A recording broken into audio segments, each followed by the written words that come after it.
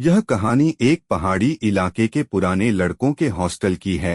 Shivdham college hostel 1950 के दशक में बना यह हॉस्टल अब तक कई बार मरम्मत के बाद भी ज्यों का त्यों खड़ा था।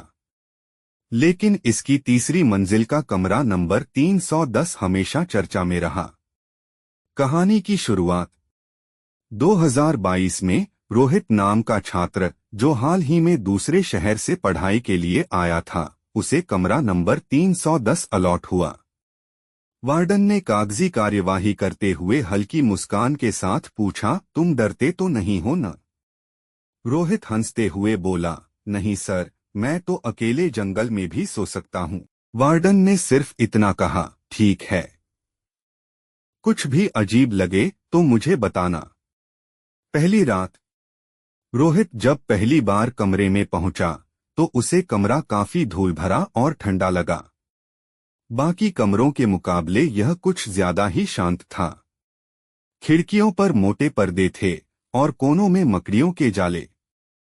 रात के करीब 2 बजे रोहित की नींद खुली। ऐसा लगा जैसे किसी ने दरवाजे के पास खड़े होकर उसका नाम पुकारा, बहुत धीमी फुसफुसाहट में, रोहित।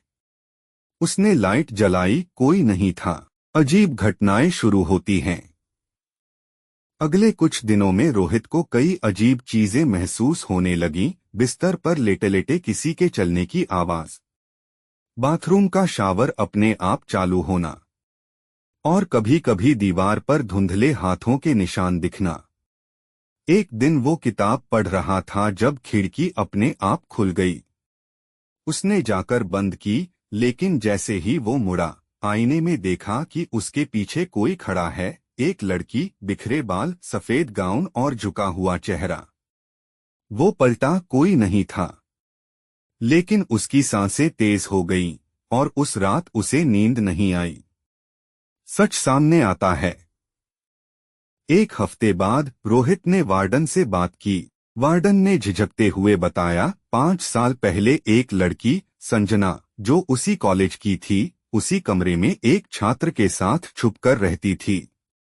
कुछ वजहों से लड़के ने उसे धोखा दे दिया और वो इसी कमरे में फांसी पर लटक गई।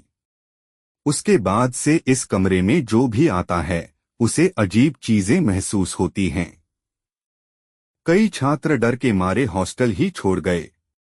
अंतिम रात रोहित ने तय किया कि वो अब उस कमरे में नहीं रहेगा। लेकिन जाने से एक रात पहले उसे जोर की खटखटाहट सुनाई दी। दरवाजा अपने आप खुल गया और बाहर काले गलियारे में एक लड़की खड़ी थी। वो धीरे धीरे चलती हुई कमरे में आई। रोहित पीछे हटता गया। लड़की ने सिर उठाया। उसकी आंखें पूरी तरह काली थीं और चेहरा नीला पड़ा हुआ। उसने सिर्फ एक वाक्य कहा, मैं अब अकेली नहीं रहूंगी। अगली सुबह रोहित बेहोश मिला। कमरे के कोने में दीवार पर एक वाक्य खून से लिखा था, 310 अब सिर्फ मेरा नहीं है। उसके बाद कमरा हमेशा के लिए बंद कर दिया गया।